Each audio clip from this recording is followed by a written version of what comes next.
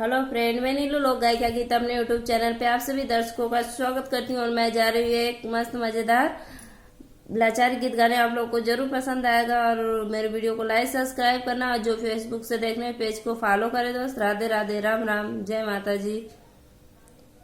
छत ऊपर बोले चिरैया की घर आज बालमया वैया। छत ऊपर बोले चिरैया की बलम आज घरे अवैया। सोने की थाली में जेवना बनवली, सोने की थाली में जेवना बनवली। जेवना जे जेवे चिरैया की घरे आज बालमया वैया। जेवना जे जेवे चिरैया की घरे आज बालमया वैया। छत ऊपर बोले चिरैया की घरे आज बालमया वैया।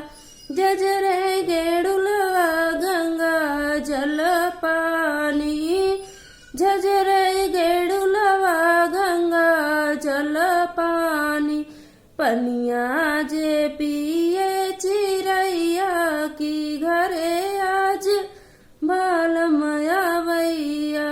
छत ऊपर बोले चिरैया की घरे आज बालमया वैया। छत ऊपर बोले चिरैया की घरे आज बालम अवैया।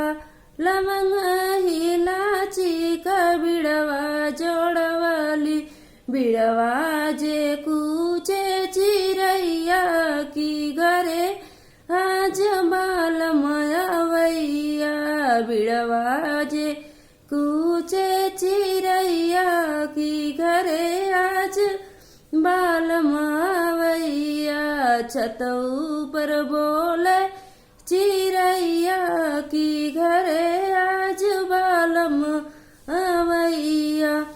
फूल में तोड़ी तोड़ी से सजवली, फूल में तोड़ी तोड़ी से सजवली। सेजिया जे सोवे चिरैया की घरे आज बालमया वैया। छत ऊपर बोले चिरैया की घरे आज बालमया